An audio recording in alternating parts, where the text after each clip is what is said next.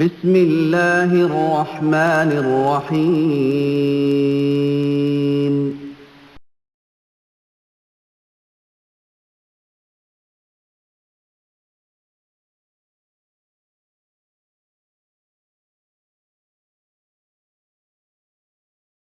وأن لا إله إلا الله وأشهد أن محمدا عبده ورسوله أما بعد فإن خير الحديث كتاب الله وخير الهدي هدي محمد صلى الله عليه وسلم وشر الأمور محدثاتها وكل محدثة بدعة وكل بدعة ضلالة وكل ضلالة في النار.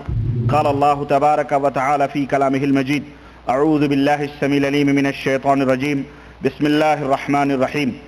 يا أيها الذين آمنوا اتقوا الله حق تقاته ولا تموتن إلا وأنتم مسلمون واعتصموا بحبل الله جميعا ولا تفرقوا. اللهم صل على محمد وعلى آل محمد كما صليت على إبراهيم وعلى آل إبراهيم إنك حميد مجيد. اللهم بارك على محمد وعلى آل محمد كما باركت على إبراهيم وعلى آل إبراهيم إنك حميد مجيد. تمام قسم کی حمد و ثنا، کبریائی اور بڑائی اس خالق کائنات کے لیے لائق و زیبہ ہے جس نے ہمیں اور آپ کو پیدا فرمایا، اور بیش بہا درود و سلام اس ذات مبارکہ مقدسہ پر جو ساری کائنات کے لیے رشد و ہدایت بنا کر کے بھیجے گئے. برادران اسلام، نوجوان دوستوں، بزرگوں اور بھائیوں، ہماری آج کی چوتھی مجلس 3 جمادی الثانی 3 جمادی الاولی سن 1421 ہجری کو منعقد ہو رہی ہے. اور جیسا کہ آپ کو پتہ ہے کہ آج بھی ہماری تقریر کا جو موضوع ہے وہ وہی صالحین، بزرگوں، ولیوں، اللہ کے نیک بندوں کے سلسلے میں غلو اور بدعقیدگی کرنا ہے، جس کو ہم نے اپنی آسان زبان میں حد ہو گئی کا نام دیا ہوا ہے. یعنی اس طرح کی باتیں امت کے اندر پھیلائی گئی ہیں کہ جس کے اندر ایمان اور عقیدے کا جو قرآن و سنت سے ثابت ہیں، صحیح ہیں، ان کے بالکل برخلاف وہ باتیں ہیں. اس تعلق سے مسلسل 3 لیکچر آپ سن چکے ہیں، اور میں بلا کسی تمہید کے اپنی بات کو آگے بڑھاتے ہوئے چوتھی مجلس کا آغاز کرنا چاہتا ہوں. آئیے میں آپ کو لے کے چلوں ہمارے ہندوستان، پاکستان، بنگلہ دیش کے وہ حضرات جنہیں اپنی حنفیت پر یا اپنی سنیت پر بہت غرور اور بہت ناز ہے، اور جو لوگوں کے سامنے نہایت ہی مکاریوں اور عیاریوں سے خم ٹھونک کر، سینے تان کر امت کے سامنے اپنی بدعقیدگیوں کو بیان کرتے ہیں، اپنی کتابوں کے اندر لکھتے ہیں، اور ذرہ برابر بھی انہیں حیا اور شرم نہیں آتی کہ وہ اپنی نسبت قرآن اور سنت کی طرف بھی کرتے ہیں، اور اپنے آپ کو اہل سنت یا اپنے آپ کو سب سے بڑا سواد اعظم کے نام سے یاد کرتے ہیں. آئیے میں ذرا ان دریدہ دہن اور ان بد عقیدہ لوگوں کی کتابیں آپ کی خدمت میں پیش کروں، اور بتلاؤں کہ دیکھیے کس طرح سے انہوں نے نبی کریم صلی اللہ علیہ وسلم کی شان میں گستاخیاں کی ہیں، توہین کیے ہیں، اور وہ عقیدہ جو قرآن و سنت سے ثابت ہے اس عقیدے کا کس طرح سے انہوں نے تمسخر اور مذاق اڑایا ہے.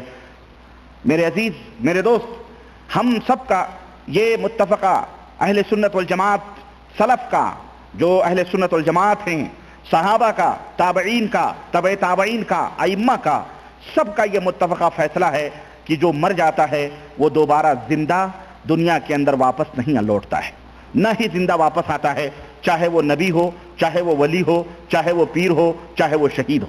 لیکن افسوس کی بات یہ ہے، اور نہایت ہی افسوس کی بات یہ ہے کہ ہمارے ملکوں کے اندر جو لوگ اپنے آپ کو اہل سنت والجماعت کی طرف منسوب کرتے ہیں، یعنی ایک پارٹی بریلویت کی طرف منسوب ہے جسے بریلوی کہا جاتا ہے، اور دوسری پارٹی جو اپنے آپ کو اہل سنت والجماعت کہتی ہے جسے دیوبندیت کہا جاتا ہے، جو دیوبند سے پیدا ہوئے. میرے عزیزو، ان سب کے ہاں یہ عقیدے موجود ہیں کہ رسول اللہ صلی اللہ علیہ وسلم استغفر اللہ اور 1000 بار استغفر اللہ صرف یہی نہیں کہ وہ زندہ ہیں بلکہ وہ اپنی قبر کے اندر بھی زندہ ہیں، اور یہی نہیں بلکہ استغفر اللہ، میں نے احمد رضا خان صاحب کے حوالے سے وہ عقیدہ بھی بتایا تھا، یہ ملفوظات اعلیٰ حضرت کے حوالے سے، کہ اس کے اندر یہاں تک لکھا گیا ہے کہ رسول اللہ صلی اللہ علیہ وسلم کی خدمت میں آپ کی ازواج مطہرات پیش کی جاتی ہیں، نعوذ باللہ، اور آپ ان سے ہم بستری فرماتے ہیں، آپ ان سے شباشی فرماتے ہیں، استغفر اللہ۔ اور یہیں تک نہیں بلکہ اور آگے بڑھ کر کے آئیے میں آج وہ عقیدہ ثابت کروں جو علماء دیوبند کا عقیدہ ہے، جسے ہمارے بھولے بھالے عوام دیوبندی حضرات نہیں جانتے، جسے ہمارے اسی طرح جو احمد رضا خان کے ماننے والوں کا، جنہیں مجدد اعلیٰ مجدد دین و ملت اور نہ جانے کن کن القاب سے نوازا جاتا ہے، ان کا عقیدہ ہے نبی کریم صلی اللہ علیہ وسلم صرف یہی نہیں کہ زندہ ہیں بلکہ استغفر اللہ آج بھی دنیا کے اندر کبھی تخت کے اوپر، کبھی ہواؤں کے دوش پر، کبھی بدلیوں کے اوپر، کبھی یوں ہی چلتے ہوئے پہنچ جاتے ہیں، اور زندہ لوگ ان کی زیارت بھی کرتے ہیں، استغفر اللہ۔ اس قدر بدعقیدگی جو نہ کبھی زمین میں سمانے والی نہ آسمان میں سمانے والی۔ آئیے میں لمبی بات نہ کرتے ہوئے سب سے پہلے یہ ہمارے ہاتھ میں کتاب ہے امام احمد رضا اور ان کے مخالفین، یہ ہمارے استاد کی کتاب ہے بدر الدین احمد قادری رضوی مصطفی گورکھپوری، جس کے کئی حوالے میں دے چکا ہوں، فضل نور اکیڈمی چک سادہ شریف گجرات کی چھپی ہوئی، اور یہ کتاب جو ہے گجرات کی چھپی ہوئی ہے، اس کے اوپر قیمت وغیرہ تو نہیں لکھی ہوئی ہے، تب رہا کہ مولانا بدر الدین احمد قادری کے نام سے یہ کتاب اس وقت دنیا کے اندر وہ ہے۔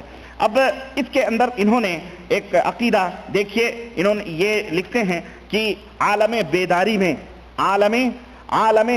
میں زیارت کی دولت کبریٰ، عالم بیداری میں زیارت کی دولت کبریٰ، صفحہ نمبر 321 لکھتے ہیں کہ اعلیٰ حضرت ان شہیدان محبت میں ہیں جن کے نزدیک حاضری حرمین کا اصل مقصود آستانِ نبوت کی زیارت ہے، یعنی اعلیٰ حضرت ان عاشقوں میں سے ہیں جب وہ حج کرنے جاتے ہیں تو ان کی حاضری کا مقصد خانہ کعبہ نہیں بلکہ نبی کریم صلی اللہ علیہ وسلم کا دربار ہے۔ کہتے ہیں اگر زیارت کی نیت نہ ہو تو حج کعبہ کا کوئی لطف حاصل نہیں ہوتا، اور اس حج میں کوئی جان نہیں جو نیت زیارت سے وابستہ نہ ہو۔ چنانچہ اعلیٰ حضرت نے اس سفر مقدس کا بھی مقصود آستانِ نبوی کی زیارت ہی قرار دیا، یعنی خانہ کعبہ کا طواف نہیں، وہ نیت نہیں کہ ہم خانہ کعبہ جا رہے ہیں حج کرنے، نہیں، بلکہ نبی کریم صلی اللہ علیہ وسلم کے آستانے کی زیارت کرنے جا رہے ہیں، استغفر اللہ۔ آپ اپنی نعتیہ تصنیف حدائق بخشش میں لکھتے ہیں کہ اس کے طفیل حج بھی خدا نے کرا دیے، اصل مراد حاضری اس پاک در کی ہے۔ کہتے ہیں کعبے کا نام تک نہ لیا طیبہ ہی کہا، کعبے کا نام تک نہ لیا طیبہ ہی کہا، پوچھا تھا جس نے مجھ سے کی نہضت کدھر کی ہے، یعنی روانگی کس طرف کی ہے، تو جس نے بھی پوچھا تو اعلیٰ حضرت نے ہم نے یہی کہا کہ ہم طیبہ کی طرف جا رہے ہیں، کعبہ کا نام تک نہ لیا۔ بڑے فخر کے ساتھ یہ بدنصیب بیان کر رہے ہیں، استغفر اللہ۔ کہتے ہیں کہ حدیث شریف میں آیا ہے کہ وَإِنَّ لِكُلِّ امْرِئٍ مَّا نَوَىٰ، آدمی جس طرح کی نیت کرتا ہے اسے وہ چیز ملتی ہے۔ کہتے ہیں کہ خاص و عام کا زبان زد ایک مقولہ بھی ہے کہ جیسی نیت ویسی برکت۔ پھر اعلیٰ حضرت کا یہ سفر مقدس چونکہ خاص مقصود اقدس صلی اللہ علیہ وسلم کی زیارت پاک کے لیے تھا اور نیت بالکل خالص تھی، اس لیے اللہ کے پیارے رسول سرور عالم صلی اللہ علیہ وسلم نے اپنے سچے عاشق احمد رضا کے لیے دنیاوی، سنیں غور سے، اپنے سچے عاشق احمد رضا کے لیے دنیاوی حجابات ہٹا کر اس طرح کرم فرمایا کہ عبد المصطفیٰ احمد رضا نے اپنے آقا و مولا سید عالم صلی اللہ علیہ وسلم کو بیداری کی حالت میں اپنے سر کی آنکھوں سے دیکھا اور زیارت مقدس کی اس خصوصی دولت کبریٰ اور نعمت عظمیٰ سے شرفیاب ہوئے، استغفر اللہ۔ یعنی اعلیٰ حضرت، سمجھ میں آئی بات کی نہیں آئی؟ باقاعدہ جناب علی نبی کریم صلی اللہ علیہ وسلم کو بیداری کی حالت میں احمد رضا خان بریلی کے خان صاحب نے بیداری کی حالت میں دیکھا۔ ہم نے کہا ابو بکر نے بیداری کی حالت میں نبی کی وفات کے بعد نہ دیکھا، عمر نے نہ دیکھا، صحابہ نے دیکھا، ازواج مطہرات کے کمرے میں حضور نہ تشریف لائے بیداری کی حالت میں۔ ارے جب بیداری کی حالت میں احمد رضا کے سامنے آ سکتے تھے تو ازواج مطہرات کو ان کے عقیدے کے مطابق قبروں میں بلانے کی نعوذ باللہ کیا ضرورت تھی؟ بولو، تم تو ایک طرف یہ کہتے ہو کہ اللہ کے نبی قبر میں زندہ ہیں اور ازواج مطہرات پیش کی جاتی ہیں، میاں جب حضور قبر سے نکل کر احمد رضا سے مل سکتے ہیں تو پھر حضور اپنی بیویوں سے بھی تو مل سکتے تھے. یہ حد ہو گئی, واقعی حد ہو گئی, حد ہو گئی گپ کی, اور حد ہو گئی اس بدعقلی کی. اور سنو, ایک ہی دفعہ نہیں, کہتے ہیں باقاعدہ ایک دفعہ مولوی سید شاہ جعفر میاں خطیب جامع مسجد کپور تھلہ نے اپنے والد صاحب کے عرس کے موقع پر بیان کیا کہ اعلیٰ حضرت جب دوسری مرتبہ زیارت نبوی صلی اللہ علیہ وسلم کے لیے مدینہ طیبہ حاضر ہوئے تو شوق دیدار میں روضہ شریف کے مواجہے میں درود شریف پڑھتے رہے اور یقین کیا کہ سرکار ابد قرار صلی اللہ علیہ وسلم ضرور عزت افزائی فرمائیں گے, یعنی درود پڑھیں گے تو حضور ضرور پردہ اٹھائیں گے. ایسا لگتا ہے وہ کوئی پردے کے پیچھے نبی بیٹھے ہوئے ہیں, مٹی کے نیچے دفن نہیں ہیں. استغفر اللہ. سنیں, اور بالمواجہہ زیارت سے مشرف فرمائیں گے. لیکن پہلی شب ایسا نہ ہوا تو ایک غزل لکھی, اور یہ غزل حدائق بخشش کے اندر موجود ہے, اور اس کا پہلا شعر کیا ہے؟ مطلع وہ سوئے لالا زار پھرتے ہیں, تیرے دن اے بہار پھرتے ہیں. اخیر کا شعر نہیں ہے, آخری کا میں سنا دیتا ہوں کیونکہ میں تو ان راہوں کا راہی رہا ہوں بھائی. اعلیٰ حضرت فرماتے ہیں, کہتے ہیں تجھ سے کیوں پوچھے کوئی بات رضا, تجھ سے کیوں پوچھے کوئی بات رضا, تجھ سے کیوں پوچھے کوئی بات رضا, تیرے جیسے وہ سوئے لال ازار پھرتے ہیں, تیرے دن اے بہار پھرتے ہیں. تجھ سے کیوں پوچھے کوئی بات رضا, تجھ سے کتے ہزار پھرتے ہیں, تجھ سے کتے, اللہ آپ کو جزائے خیر دے. تجھ سے کیوں پوچھے کوئی بات رضا, تجھ سے کتے ہزار پھرتے ہیں.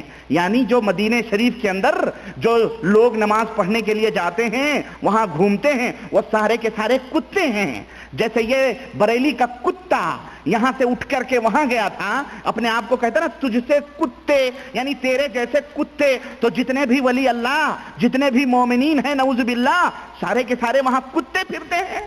بے غیرتی کی حد ہو گئی. بے غیرت تو اپنے آپ کو کتا کہہ, تو کتا, تیرا باپ کتا, تیرا دادا پردادا کتا, تو اپنے آپ خنزیر بھی کہہ لے, ہمارے باپ کا کیا جاتا ہے. لیکن کم از کم عام مسلمانوں کو تو کتا نہ کہو.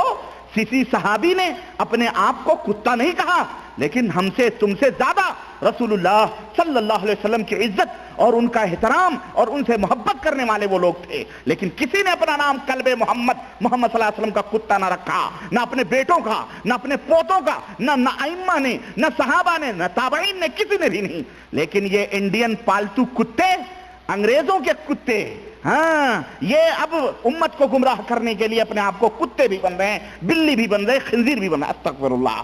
کہتے ہیں تجھ سے کیوں پوچھے کوئی بات رضا, تجھ سے کتے ہزار پھرتے ہیں. بہرحال یہ غزل پوری ہے انہوں نے کہی مواجہہ اقدس میں عرض کر کے انتظار میں مؤدب بیٹھے تھے کہ قسمت جاگ اٹھی, اور پھر قسمت جاگ اٹھی, پھر قسمت جاگ اٹھی, اور سر سے بیداری میں زیارت حضور اقدس صلی اللہ علیہ وسلم سے مشرف ہوئے.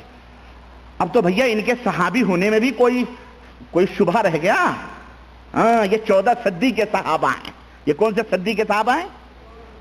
14 صدی کے انڈین صحابہ ہیں یہ. اعوذ باللہ, اعوذ باللہ. یہ انڈین ولی اللہ صحابہ لوگ ہیں یہ.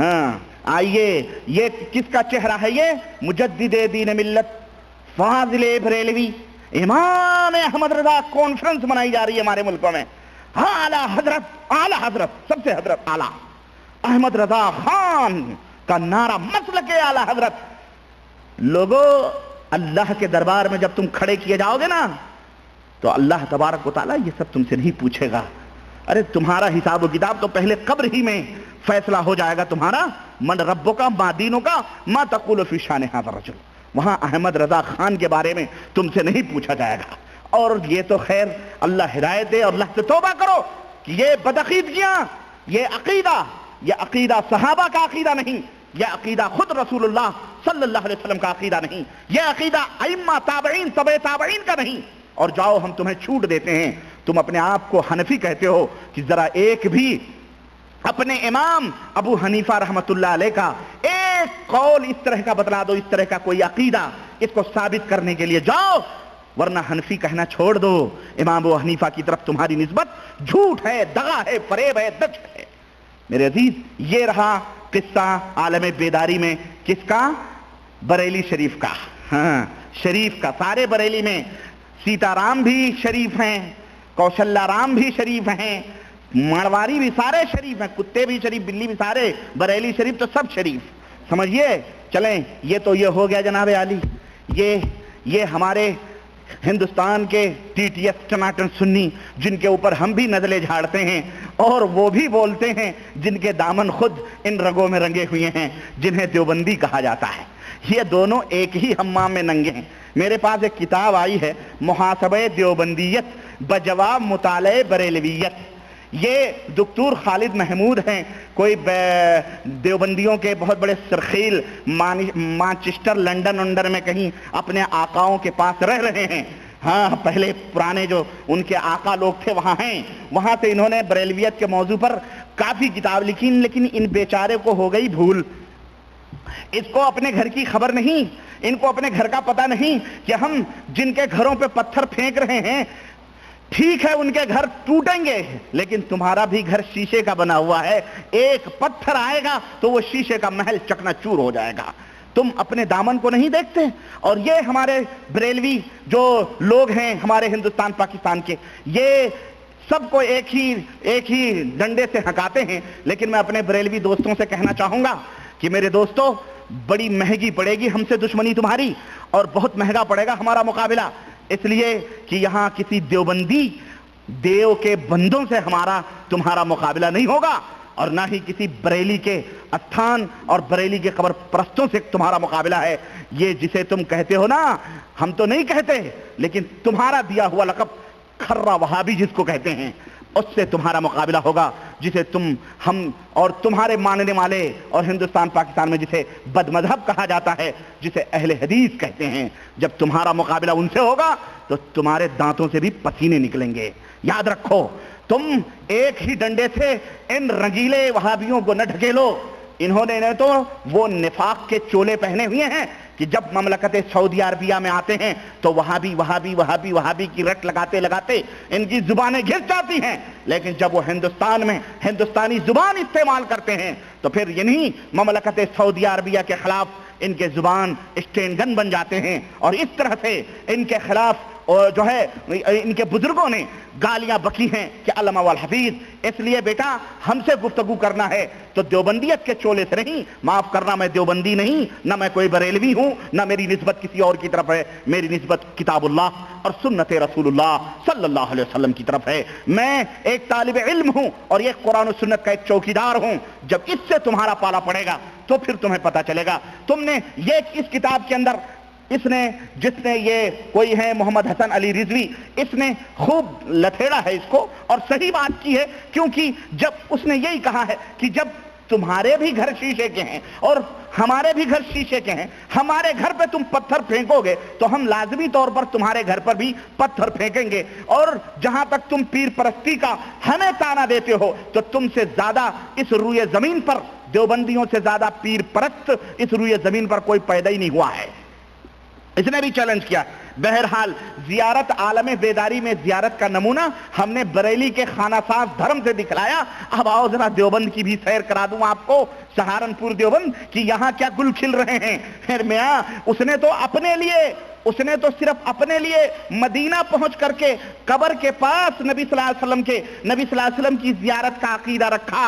اور ہمارے دیوبند کے بزرگ تو باقاعدہ جناب عالی بھارت میں بلا رہے ہیں, بھارت میں عالم بیداری میں نبی صلی اللہ علیہ وسلم تشریف لا رہے ہیں, اور وہ بھی کہاں معلوم ہے, دیوبند کے اندر تشریف لا رہے ہیں. حوالہ معراج ربانی نہ دے تو گردن حاضر ہے, جو بھی سزا ہے چاہو لے لو, منظور ہے. آؤ ہم تمہیں بتاتے ہیں تقدیر امم کیا ہے.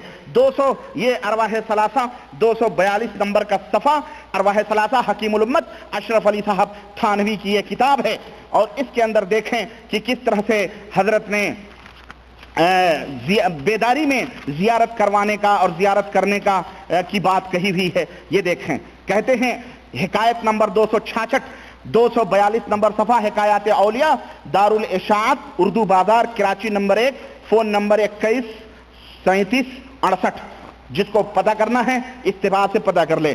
حضرت والد مرحوم نے فرمایا کہ دیوان محمد یاسین صاحب مرحوم دیوبندی نے فرمایا کہ قاضی پور میں جب حضرت نانوتوی تشریف لے گئے ہیں اور عشر محرم تھا اور رافضی شیعوں نے حضرت مولانا کو اپنی مجلس میں آنے کی دعوت دی، باقاعدہ شیعہ بھی حضرت کو دعوت دیتے تھے بھائی کہ آؤ ہماری مجلس میں، تو یہ دعوت دی ان کو، تو گئے۔ حضرت نے فرمایا کہ منظور ہے مگر اس شرط سے کہ جب آپ لوگ مجلس میں کہہ سن چکیں گے تو ہم بھی کچھ کہیں گے۔ وہ اس پر آمادہ نہیں ہوئے، اور وہیں کچھ مذہبی گفتگو کرتے ہوئے ان سب روافض نے کہا کہ اگر آپ بیداری میں ہم کو حضرت صلی اللہ علیہ وسلم کی زیارت کرا دیں اور حضور اپنی زبان مبارک سے ارشاد فرما دیں کہ آپ سچ کہہ رہے ہیں تو ہم اہل سنت والجماعت میں داخل ہو جائیں گے۔ تو حضرت قاسم نانوتوی نے فرمایا، کیا فرمایا کہ تم اس بات پر پختہ رہو، تم اس بات پر پختہ رہو تو میں بیداری میں زیارت کرانے کے لیے تیار ہوں۔ تم اس بات پر پختہ رہو تو میں بیداری میں زیارت کروانے کے لیے تیار ہوں، مگر یہ روافض کچھ کچے ہو گئے۔ ماشاءاللہ، ہندوستان میں نبی صلی اللہ علیہ وسلم کی وفات کے بعد یہ بیداری میں کیا اللہ تھے زندہ کر کے نبی صلی اللہ علیہ وسلم کو بلاتے؟ یہ قاسم نانوتوی صاحب کیا اللہ تھے؟ کون تھے یہ؟ ابھی خود زندہ ہو کے آ رہے ہیں، اسی لیے لکھا ہوگا کہ یہاں تو موت اور زندگی کے خود مالک بنے بیٹھے ہیں، قبر سے جب چاہ رہے ہیں اٹھ کے آ رہے ہیں، قبر سے جب چاہ رہے ہیں دیوبند میں پہنچ رہے ہیں، قبر سے جب چاہ رہے ہیں لوگوں کو تعلیم دے رہے ہیں۔ اسی طرح سے نبی صلی اللہ علیہ وسلم کے بارے میں بھی ان کا عقیدہ رہا ہوگا کہ جب ہم خود آ سکتے ہیں تو نبی کو بھی بلا سکتے ہیں۔ استغفر اللہ، حد ہو گئی اس بدعقیدگی کی۔ اور آپ کہیں گے مولانا یہ تو بہت ہی مختصر چھوٹی سی بات ہے، آؤ ذرا میں آپ کو تفصیلی بات بتلاؤں کہ زیارت کرانے کا ایک اور عقیدہ دیکھیں۔ یہ ہمارے ہاتھ میں حضرت تو نہیں کہتے، حضرت میں نہیں کہتا ہوں کیونکہ مجھے بڑا عجیب سا لگتا ہے حضرت کہتے ہوئے، یہ تاریخ مشائخ چشت ہے۔ یہ کس کی ہے معلوم ہے؟ یہ ہے حضرت کیا ہے؟ یہ زکریا صاحب دیوبندی، زکریا صاحب دیوبندی تبلیغی جماعت کے فاؤنڈر تو خیر الیاس صاحب تھے، تبلیغی جماعت کے بہت بڑے متعاون، مددگار، اور کتب خانہ ان کا، اور کتابیں بیچنے کا دھندا کر کے تبلیغی نصاب فضائل اعمال لکھ کر کے خوب بیوقوف بنا کے نوٹ بھر رہے ہیں اپنے گھروں میں۔ بہرحال برکت العصر اس کتاب کے حوالے سے مکتبہ شیخ زکریا مفتی اسٹریٹ سہارنپور یو پی کی یہ چھپی ہوئی یہ کتاب جناب علی، اور آئیے میں اس کتاب کے حوالے سے صفحہ نمبر 246 میں لے کے چلوں۔ یہ ذکر کر رہے ہیں اپنے پیر مرشد حاجی امداد اللہ مہاجر مکی، حاجی امداد اللہ مہاجر مکی کا ذکر کر رہے ہیں۔ اور ایک بات میں آپ کو یہاں بتلاتا چلوں، یہ حاجی امداد اللہ مہاجر مکی دونوں طرف کا پیر ہے، یہ خان صاحب کا بھی پیر ہے اور ادھر شیخ لوگوں کا بھی پیر ہے، یہ احمد رضا خان کا بھی پیر ہے، اور یہ ادھر بریلویوں کا بھی پیر اور دیابنا کا بھی پیر، دیوبندیوں کا بھی پیر۔ بہرحال دیوبندیوں نے جب اس کو پکڑا تو بریلویوں نے اس کی تعریف کرنا چھوڑ دی۔ حاجی امداد اللہ مہاجر مکی، اور یہ عالم علم نہیں تھے، یہ نحو صرف کے کچھ بنیادی کتابیں پڑھے تھے، بس ان کے پاس علم نہیں تھا۔ لیکن بہرحال کہتے ہیں انہی کا ذکر ہو رہا ہے کہ بہرحال کہتے ہیں کہ مطلب حج کرنے گئے، پھر وہاں لوگوں سے ملاقات ہوئی، بہرحال پھر مدینہ پاک کی زیارت کے بعد واپسی ہند ضروری تھی، پھر وہاں گئے۔ بہرحال کہتے ہیں کہ پھر ایک دن کیا ہوا، قبہ خضرا کی زیارت کے بعد، قبہ خضرا یعنی گنبد خضرا، وہ ہمارے ہاں وہ پاکستان والے نہیں دعوت اسلامی والے، گنبد خضرا کی میٹھی میٹھی چھاؤں میں، وہ الیاس قادری لکھتے ہیں اپنی کتابوں میں، گنبد خضرا کی میٹھی میٹھی چھاؤں میں میٹھی میٹھی سنتیں لے کر، میٹھے میٹھے بھائیوں، یہ بڑے بڑے میٹھے میٹھے، یہ جتنے کڑوے پپیے ہیں نا، یہ سارے کے سارے میٹھے میٹھے، خوب میٹھے میٹھے کا لیبل لگا رہے ہیں۔ یہ گنبد خضرا، ان سے پوچھو کہ حضرت دیوبندی لوگ تم تو گنبد خضرا، تم تو کہتے ہو کہ گنبد یہ بریلویوں کو اس بات پہ کہتے ہو کہ یہ شرک ہے، بدعت ہے، لیکن تمہارے ہاں یہ گنبد خضرا کا کیا تصور ہے؟ تو سنو، گنبد خضرا کی زیارت کے بعد، گنبد خضرا کی زیارت کے بعد، نبی صلی اللہ علیہ وسلم کے قبر کی نہیں، گنبد خضرا کی زیارت کے بعد وہاں کے فیوز سے متمتع ہوئے، یعنی وہاں سے جو انوار، جو فیضان، جو برکات وہاں گنبد خضرا سے جو مل رہے ہیں، اس سے باقاعدہ حاجی امداد اللہ مہاجر مکی فائدہ مند ہوئے۔ استغفر اللہ، اس قبر سے، اس کے دیوار، وہاں سے کیا ان کو فیض اور برکات مل سکتے ہیں؟ اعوذ باللہ. یہ عقیدہ دیکھیں دیوبندیوں کا. کہتے ہیں اسی دوران میں روضۃ من ریاض الجنہ یعنی درمیان روضہ اطہر اور منبر شریف کے نبی صلی اللہ علیہ وسلم کے منبر اور نبی وہ روضہ جو بنا ہوا ہے دیوار اس کے اسی دوران مراقبے کی حالت میں حاجی امداد اللہ صاحب مراقبے میں بیٹھ گئے. مراقبہ کہتے ہیں گھٹنوں میں پیر دے کر کے بیٹھنا, آنکھیں بند کر کے مراقبے میں بیٹھ گئے امداد اللہ مہاجر مکی. دیوبندیوں حنفیوں کے پیر اور یہ بریلویوں کے بھی پیر ہیں, بیٹھ گئے مراقبے کی حالت میں. اللہ اکبر. دیکھیں قسمت جاگ اٹھی اور زیارت اقدس صلی اللہ علیہ وسلم سے منور ہوئے. اعوذ باللہ. یعنی نبی صلی اللہ علیہ وسلم کی زیارت ہوئی. اور سنو, کوئی کہہ سکتا ہے خواب میں ہوئی, یہاں فرمایا جا رہا ہے, لکھا جا رہا ہے اور عمامہ سر پر رکھا گیا. نعوذ باللہ. صرف زیارت نہیں ہوئی بلکہ عمامہ بھی نبی صلی اللہ علیہ وسلم نے ان کے سر پر رکھا کہ جاؤ تمہیں ہم سمجھو ولایت کا مقام. اب ظاہر ہے زیارت جب ہو رہی ہے زندہ بالکل آمنے سامنے تو ظاہر ہے یہ مقام اور مرتبہ اور وہ بھی عمامہ دیا جا رہا ہے سرٹیفکیٹ کا. یہ کیا ہے؟ کہتے ہیں مدینہ منورہ میں حضرت شاہ غلام مرتضی صاحب جھنجھانوی ثم المدنی سے بھی اب اس کے بعد میں کہتے ہیں اس کے بعد سن 1262 ہجری میں ان سے ہندوستان کی طرف حضرت نے کوچ فرمایا اور مکہ اور مدینہ چھوڑا. تو بہرحال اس طرح سے جناب علی حاجی امداد اللہ مہاجر مکی جو اعلیٰ حضرت ہیں دیوبندیوں کے, تو پیر نے بھی زیارت کی ہے تو جناب احمد رضا خان نے بھی باقاعدہ زیارت کی ہے, دونوں ایک جگہ. اب آئیے اور آگے بڑھتے ہیں, ہم ذرا سا پردے سے پردہ ہٹاتے ہوئے چلتے ہیں. آئیے میں آپ کو یہ بھی بتلاؤں کہ جناب علی زیارت کا جو یہ زندہ زیارت کا جو یہ عقیدہ ہے آپ کو میں اور آگے لے کے چلتا ہوں کہ باقاعدہ دیوبند کے اندر یہی نہیں بلکہ صفا یہ حکایات اولیاء کے حوالے سے اور میں آپ کو ڈیپ میں لے کے چلتا ہوں, گہرائی میں لے کے چلتا ہوں. صفحہ نمبر جناب علی صفحہ نمبر 383 ہے. حکایات اولیاء اشرف علی صاحب تھانوی کی کتاب معرکۃ الاعلیٰ 383 نمبر کی اس کا صفحہ ہے. آپ کو میں بتاؤں کہ یہاں کیا گل کھلایا جا رہا ہے. حکایت نمبر 439 383 نمبر صفحہ اور جناب دیوان محمد یاسین صاحب دیوبندی کی کہانی بیان کی جا رہی ہے. لکھتے ہیں کہ حضرت والد صاحب نے فرمایا کہ دیوان محمد یاسین مرحوم جو حضرت نانوتوی کے یعنی قاسم صاحب نانوتوی کے خادموں میں سے تھے, ان کا ذکر جہر مشہور تھا. ذکر جہر یعنی زور زور سے اللہ کا ذکر کرنا, یہ ذکر جہر ہوتا ہے. بڑے ہاں وہ سری جہر ہوتا ہے. پھر ذکر ہمارا پیر تھا تو باقاعدہ وہ تو مغرب کے بعد بیٹھتا تھا تو جناب علی بنیا کرتے ورتے اتار کے ٹوپی وپی اتار کے اب بالکل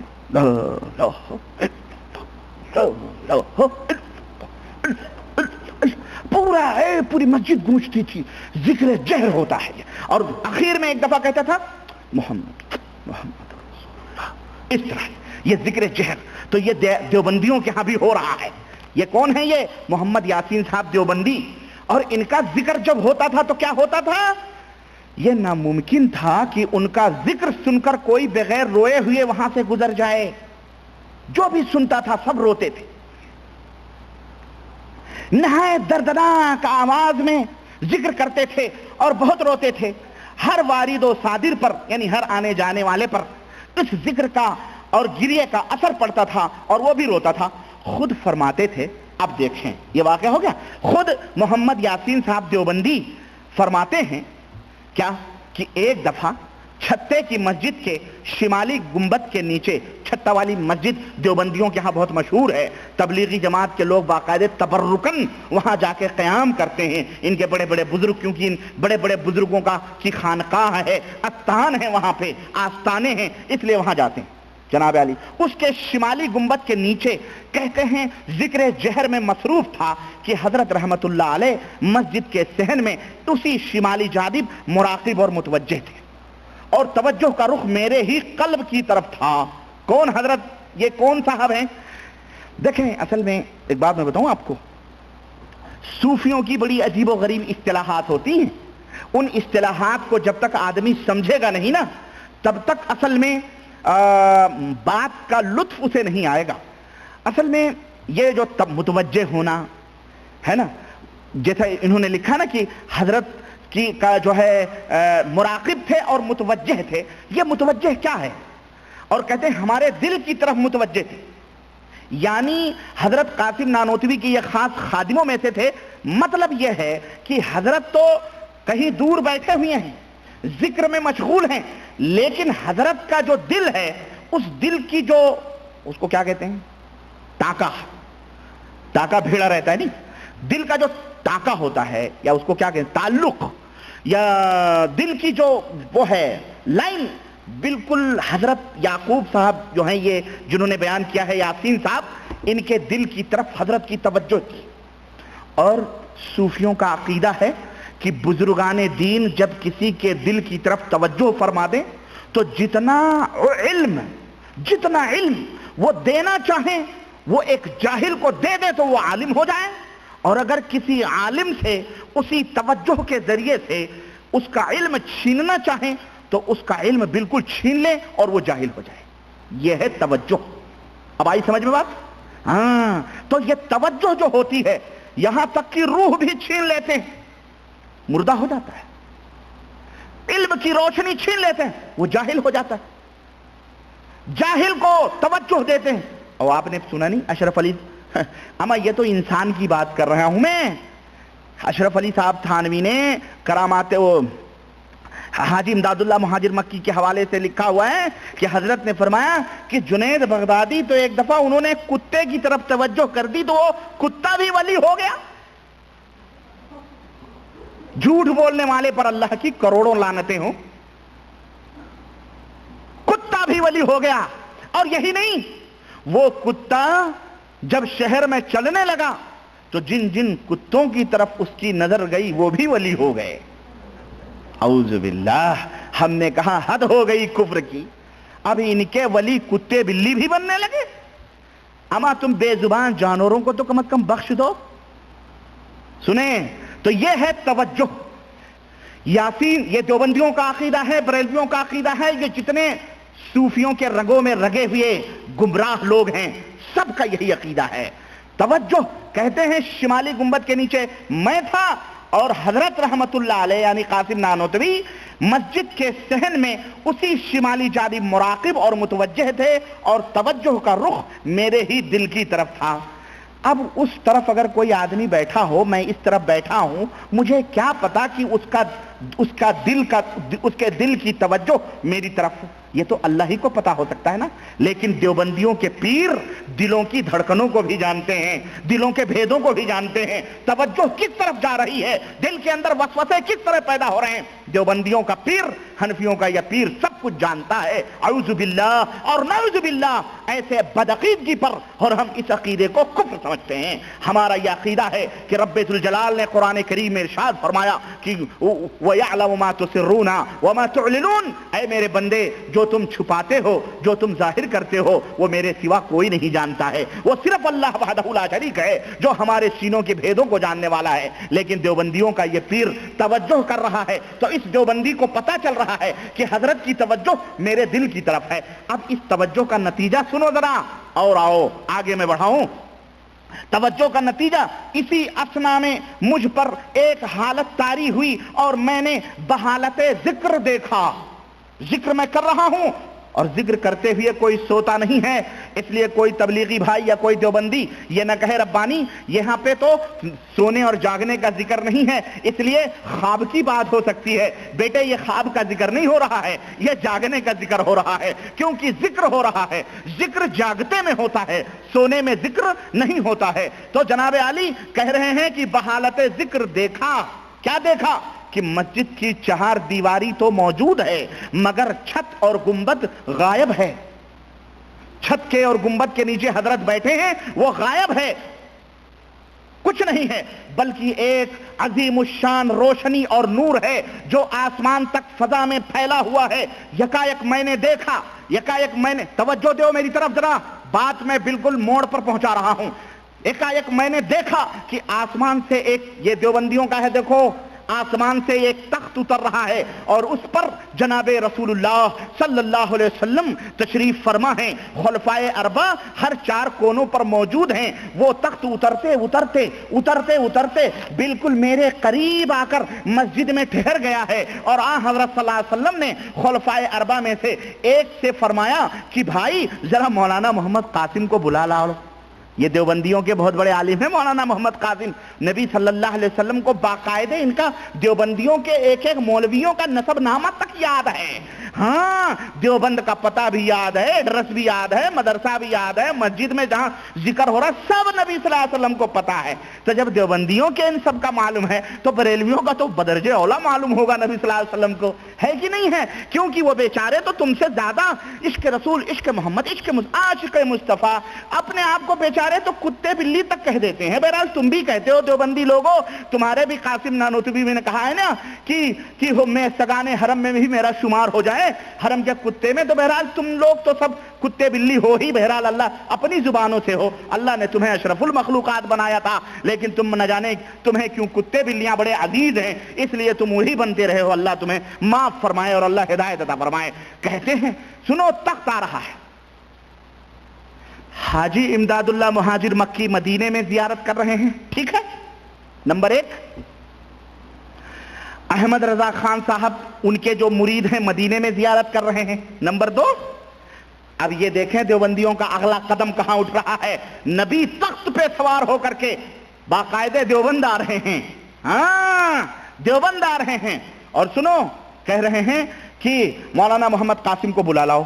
وہ تشریف لے گئے۔ اب ان سے پوچھو کہ نبی صلی اللہ علیہ وسلم تو عربی بولتے تھے، تو عربی میں تو مولانا تو نہیں کہا جاتا ہے کسی عالم کو، تو یہ کون سی عربی ہے نبی صلی اللہ علیہ وسلم بول رہے ہیں بھائی؟ اب مولانا اللہ کے نبی صلی اللہ علیہ وسلم کہہ رہے ہیں، وہ بھی ایک عجمی ہندی کو، قاسم نانوتوی کو مولانا ہیں، یعنی نبی صلی اللہ علیہ وسلم سے بھی بڑے مولانا ہیں وہ۔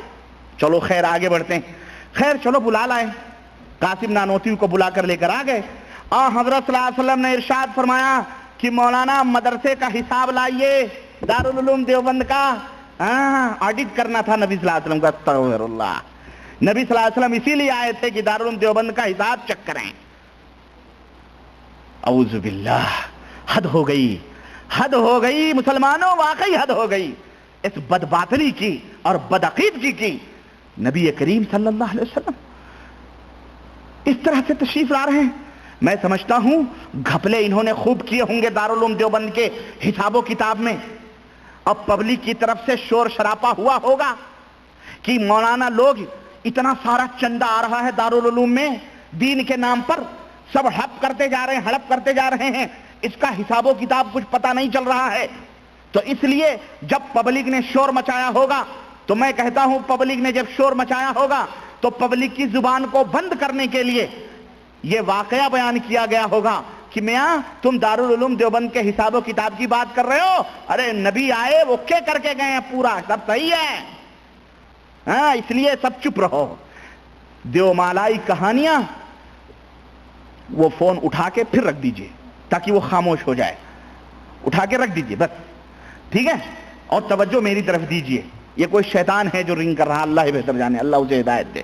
تو جناب عالی اس طرح سے لوگوں کو چپ کرنے کے لیے دارالعلوم کے لوگوں نے یہ زیارت کے قصے بنائے ہوں گے، یا تو شیطان آیا ہوگا، اب ان کو کیا معلوم کہ نبی صلی اللہ علیہ وسلم کو انہوں نے دیکھا ہے، دیوبند کے لوگوں نے دیکھا ہے کیا کہ نبی صلی اللہ علیہ وسلم تخت پہ آ رہے ہیں، چاروں صحابہ بھی آ رہے ہیں، کیا نبی صلی اللہ علیہ وسلم کو دیکھا تھا انہوں نے کہ پہچان لیں کہ یہ نبی صلی اللہ علیہ وسلم ہے؟ میں شیخ عبد القادر جیلانی کے پاس نور کے تخت پر بیٹھ کر کے شیطان آیا اور کہا میں تمہارا اللہ ہوں، لیکن وہ قرآن و سنت کے ماننے والے تھے، اس لیے انہوں نے کہا اللہ تو اس طرح نہیں آ سکتا، اور نہ ہی حلال کو حرام اور حرام کو میرے لیے حلال کر سکتا ہے، اگر حرام کو حلال کرنا ہی تھا تو اللہ کے نبی پر جو سب کے رسول سردار ہیں ان کے لیے حرام کو حلال کرتا، یہ کہاں سے حرام کو حلال کرنے آیا، یہ اللہ نہیں ہو سکتا۔ کہا اعوذ باللہ من الشیطان الرجیم، اس نے کہا جاؤ آج تمہارے علم نے تجھے بچا لیا۔ تو وہ تو شیخ عبد القادر جیلانی تھے، وہ تو خدائی دعویٰ کر کے بیٹھ گیا، سمجھ گئے، لیکن یہ بیچارے انڈین मार्के के लोग बेचारे, ये तो कुत्ते बिल्ली को भी वली अल्लाह समझ के नंगे धड़ंगे को भी वली अल्लाह कहते हैं। ये मादरजात अलिफ नंगा वल्लाह, उसको भी अशरफ अली थानवी ने वली अल्लाह करार दिया हुआ। अस्तगफिरुल्लाह, पागल मजनू, एक वक्त की नमाज में खुद लिखते हैं अपनी किताबों में, उसे भी कहते हैं वो मजदूब थे, फनफिल्लाह थे, वली अल्लाह थे। हमने कहा लानत हो ऐसे वली अल्लाह ही पर। इस तरह से तो पूरे हिंदुस्तान में जितने नंगे भड़ंगे घूम रहे हैं सारे वली अल्लाह है कि नहीं है? सुनो, अर्ज किया हजरत ये हिसाबो किताब हाजिर है, और यह कहकर हिसाब बतलाना शुरू किया और एक एक पाई का हिसाब दिया। दाल कितने में, मिर्ची कितने में, नमक कितने में, चावल कितने में, धनिया कितने में, गोश्त कितने में, डंडी, सब कुछ बताया होगा। पूरा एक एक पाई का हिसाब किताब दिया। हजरत सल्लल्लाहु अलैहि वसल्लम की खुशी और मसरत की उस वक्त कोई इंतहा न थी। दारुल उलूम का हिसाब देखकर बड़े खुश थे नबी सल्लल्लाहु अलैहि वसल्लम, और बहुत ही खुश हुए और फरमाया कि अच्छा मौलाना अब इजाजत है। अर्ज की, हजरत ने अर्ज किया जो मर्जी मुबारक हो। उसके बाद वो तख्त आसमान की तरफ उरूज करता हुआ नजरों से गायब हो गया। बताओ, ये 3 कहानियां हैं। हाँ, मैं कहता हूं कि ये कहानी जो देवबंद की है, ये 4 हाथ दोनों कहानियों से आगे है कि नहीं? हाँ, तुमने कहानी कही, तुम सबसे बड़े आलिम बन रहे हो, तो हम कौन से पीछे हैं? हमारे देवबंदी मौलवी भी इसी में हुई है। जब मुकाबला शुरू हुआ, कंपटीशन शुरू हुआ, तो एक ने एक से बढ़ करके आगे की जो है कहानी बनाई है, और इस तरह से जनाब अली अपने आप को, अपने बुजुर्गों को, अपने आप को वलायत के मकाम पर साबित कराने की। उम्मत तो बेचारी सबसे पहले गला तो घूंट दिया। अहले मदरसा ने तेरा कहां से आए सदा ला इलाहा इल्लल्लाह। चारों तरफ हिंदुस्तान, पाकिस्तान, बांग्लादेश और अफगानिस्तान में तसव्वुफ का, सूफियायत का नंगा नाच नाचा जा रहा था। तौहीद का तमस्खुर और मजाक उड़ाया जा रहा था। चारों तरफ शिर्क और बिदात की घटाटोप तारीकियां थीं। चारों तरफ हनफियत के नाम पर उम्मते मोहम्मदिया सल्लल्लाहु अलैहि वसल्लम को कुरान और सुन्नत से दूर कर दिया गया था। तो कहां से लोग बेचारे, कहां से लोग हकीकतों को समझते? किताबों को दरिया बुर्द कर दिया गया, लोगों की नजरों से छुपा दिया गया, कुरान और सुन्नत की तालीमात से बेबहरा। अब ऐसी ऐसी कहानियां बना बनाकर उम्मत को इस तरह उलझा करके, और अकीदत व मोहब्बत का रोब, और अपनी विलायत और अपनी अजमत और अपनी बड़ाई का रोब उनके दिलों में बिठा बिठा करके उनके जेबों पे खूब डांके डाले गए, और आज तक डाले जा रहे हैं। लेकिन ए उम्मते मोहम्मदिया के लोगों, ए हिंदुस्तान के मुसलमानों, ए पाकिस्तान के मुसलमानों, ए बांग्लादेश के मुसलमानों, ए जहां दुनिया में मेरी आवाज सुनने वाले लोगों, अब आंखें खोलो। ये रब्बानी की बात नहीं है, ये उनके घर की कहानियां हैं, जिन्हें इन बेटा लोगों को खुद पता नहीं है, इनके अपने घर का पता नहीं है। वरना ये ऐसी बातें हरगिज़ न कहें, ये देखो ये इनकी किताबें हैं, ये मेरे बाप की किताबें नहीं, न मेरे बाप ने ये किताबें लिखी, न मेरे बाप की कोई प्रेस है। इसलिए उम्मत के लोगों, अब आंखें खोलो और इनके चेहरों से जो तकवे और परहेजगारियां का जो चोला पहना हुआ है, इसके पीछे छुपे हुए भयानक शैतानी चेहरों को पहचानने की कोशिश करो। ये बदअकीदा, बदमज़हब लोग हैं, इसीलिए ये इनको कुछ छेड़ने से पहले ये हमें कहते हैं कि ये बदमज़हब हैं, ये लामज़हब हैं, ये, और हमें आमीन रफ़ेदैन पे टिकाया हुआ है कि आमीन रफ़ेदैन पे हमारा झगड़ा है। ऐ देवबंद के लोगों, और ऐ अपने आप को देवबंदी कहने वालों, और ऐ बरेलवियत के दिलदादा लोगों, हमारा झगड़ा आमीन रफ़ेदैन पे नहीं है। हमारा झगड़ा बुनियादी तौर पर अकीदे से शुरू होता है।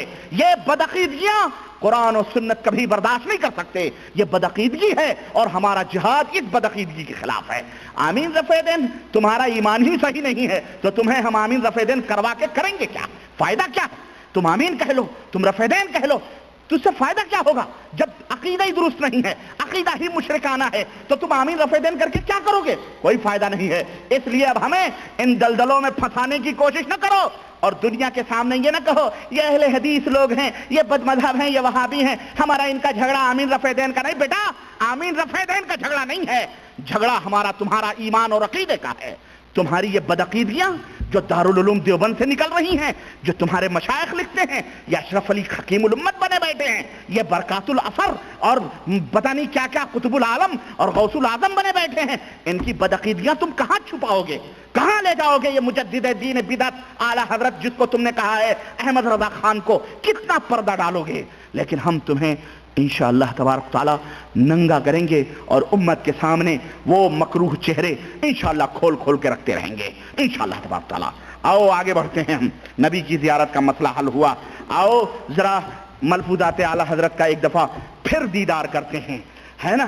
یہ ہیں احمد رضا خان، جلد نمبر 2 صفحہ نمبر 82، جلد نمبر 2، اور کھل ہی گیا، وہی کھل گیا الحمدللہ، مجھے پلٹنے کی ضرورت نہیں، مجھے ایسا لگتا ہے صفحے صف باندھ کر کھڑے ہوئے ہیں کہ مجھے جلدی بیان کیا جائے، لوگوں تک پہنچایا جائے، تاکہ لوگ ان بدباطن لوگوں کے ان بھیانک اور خطرناک عزائم کو اور ان کی بدعقیدیوں کو پہچانیں اور توبہ کریں اور قرآن و سنت کے میٹھی میٹھی چھاؤں میں آئیں اور اللہ اور اس کے رسول سے ویسی محبت کریں جس طرح سے حضرت صحابہ کرام رضوان اللہ علیہم اجمعین محبت کیا کرتے تھے۔ یہ کہتے ہیں حضرت ایک بار حضرت سیدی اسماعیل حضرمی اجلے اولیاء کرام میں سے ہیں، ایک قبرستان سے گزرے، امام محب الدین طبری کی جو کہ اکابر محدثین میں سے ہیں ہم رکاب تھے، حضرت سیدی اسماعیل نے ان سے فرمایا اتؤمن بکلام الموتى، کیا آپ اس بات پر ایمان لاتے ہیں کہ مردے زندوں سے کلام کرتے ہیں؟ کیا آپ اس بات پر ایمان لاتے ہیں کہ مردے زندوں پر کلام یعنی زندوں سے گفتگو کرتے ہیں؟ عرض کی ہاں بے شک، اب سب وہی تھے تو ظاہر ہے یعنی قبروں سے باقاعدہ گفتگو کرنے کا ایمان ہے۔ صحابہ کرام کا تو ایمان و عقیدہ نہیں تھا، تابعین کا ایمان و عقیدہ نہیں تھا، تبع تابعین کا ایمان و عقیدہ نہیں تھا، یہ آگے پیچھے حضرت اور سیدی اور مولائی اور قبلائی، اس سے دھوکہ نہ کھانا، یہی یہ القاب ہیں کہ یہ گدھے گھوڑے پہ بھی لگا کر کے اسے ولی اللہ قرار دے دیتے ہیں، ہاں چوہڑے چماروں کو بھی دے کر کے ولی حضرت بلائی خالہ رحمت اللہ علیہ، حضرت بھینسے سور رحمت اللہ علیہ، حضرت بٹیر شاہ رحمت اللہ علیہ، واللہ بتا رہا ہوں یہ دیکھو حکایات، یہی ہے اشرف علی صاحب تھانوی نے ایک بٹیر شاہ کا واقعہ لکھا ہے، سوچو ان کے ولیوں کے نام بھی اسی طرح کے رہتے ہیں، بٹیر شاہ، ملنگ شاہ، پتنگ شاہ، طوطے شاہ، ہریالے شاہ، اوجالے شاہ۔ بہرحال کہتے ہیں ہاں بھائی ایمان لاتے ہیں، لیکن یہ اسلام کا عقیدہ نہیں ہے اور نہ ایمان کا عقیدہ ہے کہ کوئی بندہ مردوں سے ہم کلام ہو، ہرگز نہیں، یہ قرآن و سنت کے خلاف عقیدہ ہے، یہ قرآن و سنت کے یہ قرآن و سنت والا عقیدہ نہیں ہے، یہ ان ہندوستان کے بریلی سے نکلا ہوا میڈین بریلی عقیدہ ہے احمد رضا خان کا۔ اب یہ کون ہے؟ محب الدین طبری اور یہ جو اس سے حضرمی جو بیان کر رہے ہیں سیدی فیدی لگا کر، اس سے ہمیں دھوکہ نہیں کھانا ہے، اصل نام سے اسے کہتے ہیں۔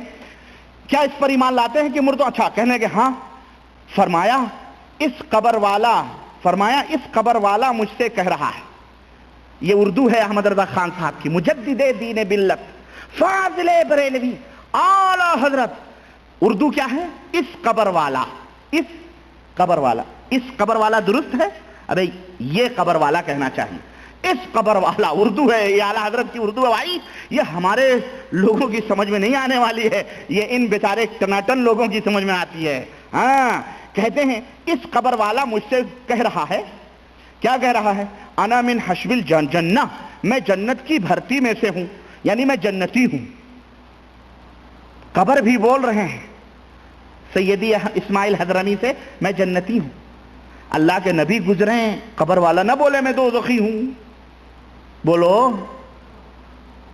صحابہ گزرے ہیں، قبر والے نہ بات کریں، یہ خان صاحب کے جو پیرور ہیں سب یہ قبر والے بول رہے ہیں۔ سنو آگے سنو، میں جنت میں بھرتی میں سے ہوں۔ آگے چلے، وہاں 40 قبریں تھیں، یہ 40 کا چکر بڑا چکا چونچ کرنے والا چکر ہوتا ہے، لوگوں کے چلے بھی 40 ہوتے ہیں، ہے کہ نہیں؟ بچہ پیدا ہونے کے بعد عورتوں کے بھی چلے کتنے ہوتے ہیں؟ 40 ہوتے ہیں، نفاس کے چلے، جماعت کے بھی چلے، 40 دن مار لو، ہے نا، اعوذ باللہ۔ تو یہ 40 کا جو چکر ہے بڑا عجیب و غریب ہے، جب بھی کوئی بات آتی ہے تو 40 یا 11 پہ آ کے ٹکتی ہے. 11 کو 11 ہی ہیں اور 40 کو یہ 40 بابا 40 چور، علی بابا 40 چور لوگ ہیں شاید. بہرحال کہتے ہیں 40 قبریں، حضرت نے اتنی جلدی پوری قبریں گن لیں کہ وہاں 40 قبریں تھیں. آپ بہت دیر تک روتے رہے، یہاں تک کہ دھوپ چڑھ گئی. گویا فجر کے بعد گئے ہوں گے، ہے کہ نہیں، جبھی تو دھوپ چڑھی. اس کے بعد آپ ہنسے اور فرمایا تو بھی انہی میں سے ہے، تو بھی انہی میں سے ہے. لوگوں نے یہ کیفیت دیکھ کر عرض کی کہ حضرت یہ کیا راز ہے بھئی، یہ کیا بڑبڑا رہے ہیں آپ، تو بھی انہی میں سے، ابھی رو رہے تھے ابھی ہنسنے لگے، یہ کیا راز کیا ہے؟ ہماری سمجھ میں تو کچھ نہیں آیا. فرمایا ان قبروں پر عذاب ہو رہا تھا. ان قبروں پر کیا ہو رہا تھا؟ ہاں، گرو رہ گئے، چیلا شکر ہو گئے. اللہ کے نبی کو جبریل آ کے بتائیں کہ یہ دونوں قبریں ہیں، عذاب ہو رہا ہے. قبر والا نہ بولے، قبر والوں سے نبی بات نہ کریں. جبریل آ کے بتائیں کہ یہ دونوں قبر والے ہیں، عذاب ہو رہا ہے. کیونکہ ایک چغلیاں کھاتا تھا، ایک پیشاب کے چھینٹوں سے نہیں بچتا تھا.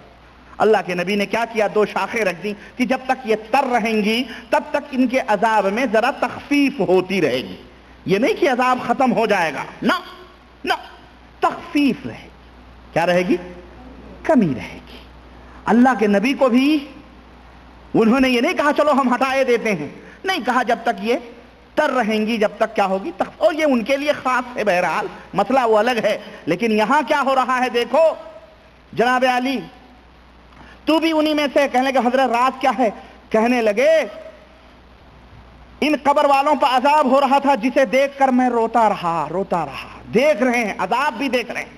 اللہ کے رسول صلی اللہ علیہ وسلم فرماتے ہیں کہ جب قبر والے سے سوال و جواب ہوتا ہے تو اس کی جو آواز یا اس کی جو چیخ ہوتی ہے، اس کی جو چیختا ہے، پکارتا ہے، اس کی چیخ کو انسان اور جنات کے علاوہ چرند پرند سب سنتے ہیں. ہاں، لیکن انسان اور جنات اس کو نہیں سنتے ہیں. اللہ کے نبی صلی اللہ علیہ وسلم فرماتے ہیں کہ اگر میں تمہیں یہ بتا دوں کہ قبر والوں کے اوپر کتنا عذاب ہوتا ہے، یا اللہ تمہیں قبر والوں کا عذاب دکھلا دے تو تم اپنے مردوں کو دفن کرنا چھوڑ دو گے. اللہ ہم سب کو قبر کے عذاب سے محفوظ رکھے. اور کچھ ہمارے یہاں ملکوں میں منکرین نکلے ہوئے ہیں، ہے نا، اپنے آپ کو مسلمین کہتے ہیں. کوئی جماعت المسلمین پتہ نہیں کون کون سے، وہ تو کہتے ہیں کہ قبر میں عذاب ہی نہیں ہوتا ہے. تو جب جائیں گے نا یہ خبیث، یہ خارجی لوگ ہیں، خارجی، یہ بھی اسلام سے نکلے ہوئے لوگ ہیں. یہ کسی کا ذبیحہ نہیں کھاتے، یہ اپنے آپ کے کسی کے پیچھے نماز بھی نہیں پڑھتے، سمجھ رہے ہیں، اور یہ سب کو کافر سمجھتے ہیں، اپنے علاوہ سب کو کافر سمجھتے ہیں. ٹھیک ہے. تو یہ جماعت المسلمین، یہ فرقہ نکلا ہے ابھی حیدرآباد کی طرف، اور وہاں کراچی کے 2 چیمپئن ہیں، ایک کا نام مسعود الدین ہے، ایک کا نام مسعود احمد ہے. ایک تو کوئی ملٹری میں کیپٹن آپٹن تھا، ریٹائرڈ ہو گیا، تو جا کر کے اس نے یہ جماعت بنائی جماعت المسلمین، اور کہتا ہے جی 100 سال کے بعد جماعت المسلمین ختم ہو گئی. 100 سال تک جماعت المسلمین تھی. ہم نے کہا تو اس کا مطلب یہ ہے کہ امام بخاری جب 100 سال کے بعد ختم ہو گئی تو اب اس کے بعد جماعت الکافرین تھی، تو امام بخاری بھی کافر، نعوذ باللہ، ہے کہ نہیں؟ تمام صحابہ تابعین تابعین بھی کافر ہوئے کہ نہیں ہوئے؟ کہ 100 برس تک تو جماعت المسلمین تھی. اب 1400 برس کے بعد میں کراچی کے ساحل سے یہ جماعت المسلمین نکلی ہے. تو یہ جب جائیں گے نا قبر کے نیچے تب انہیں پتہ چلے گا کہ جس کا انکار ہم وہاں کرتے تھے اب قبر میں کس طرح سے دھکم پیل ہو رہی ہے، تب پتہ چلے گا ان کو. سمجھ رہے ہیں؟ تو اللہ انہیں ہدایت عطا فرمائے. یہ بہت بڑے فتنے لوگ ہیں. عرض کر رہا تھا میں کہ جناب علی، ہاں وہ کہاں ہے بھئی؟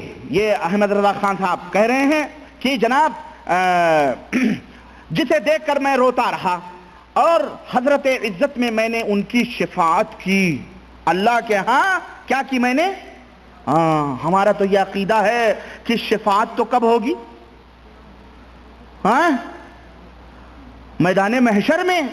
اور وہ بھی دادا آدم بھی شفاعت نہیں کریں گے، حضرت نوح بھی روتے رہیں گے اللہ کی بارگاہ میں، حضرت موسیٰ بھی روئیں گے، حضرت عیسیٰ بھی روئیں گے، سب کہیں گے ہم نہیں کریں گے. اخیر میں حضرت محمد الرسول اللہ صلی اللہ علیہ وسلم کی خدمت میں امت حاضر ہوگی، تب وہ اللہ کے نبی کہیں گے انا لہا، میں شفاعت کروں گا تمہاری، میں تمہاری سفارش کروں گا. پھر اللہ کے بارگاہ میں سجدہ کریں گے. اللہ رب العزت فرمائے گا یا محمد ارفع رأسک، اے میرے نبی اپنے سر کو اٹھائیے.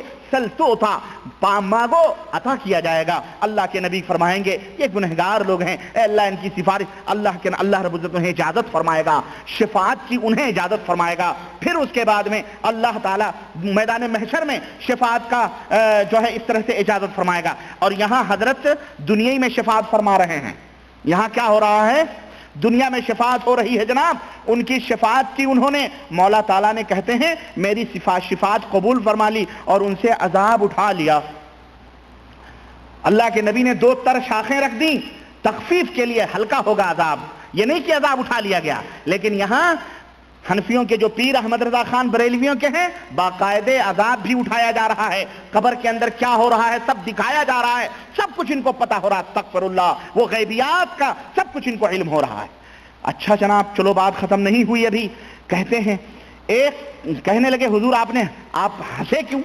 تو کہتے ہیں ایک قبر گوشے میں تھی، 40ویں کے بعد ایک قبر 41ویں نمبر کی کسی گوشے میں تھی جس کی طرف میرا خیال نہیں گیا، اس میں سے آواز آئی، اور یہ آواز انہوں نے ہی سنی، کسی نے نہیں سنی، اس میں سے آواز آئی یا سیدی انا منہم انا فلانۃ المغنیہ، اے میرے سردار، اے میرے آقا، میں بھی انہی میں سے ہوں، میں فلانی ڈومنی ہوں، میراثنی ہوں، گانا گانے والی ہوں، رنڈی طوائف ہوں، میں بھی انہی میں سے ہوں، میری طرف بھی نظر کرم کیجئے۔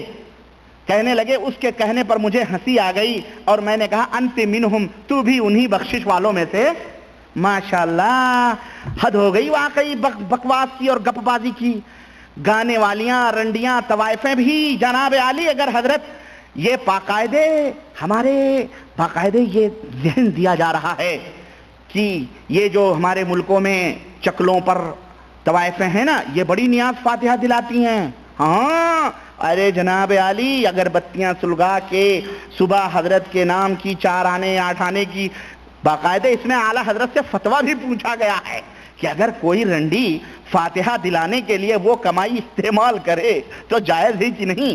کہنے لگے اس طرح جائز نہیں ہے، تب رہا کسی سے قرض لے کر، میں تمہیں بتا دوں، کبھی کوئی ٹی ٹی ایس کہہ دے کہ نہیں یہ گپ ہانک رہے ہیں ہمارے اعلیٰ حضرت کے اوپر کیا کہتے ہیں، الزام لگا رہے ہیں، بڑی جلدی لوگ کہہ دیتے ہیں۔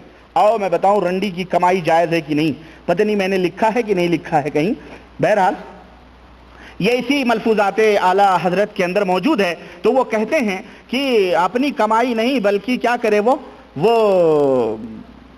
کسی سے قرض لے لے، اور قرض لینے کے بعد وہ نیاز اور فاتحہ کروا دے، یہ اس کے لیے حلال ہے۔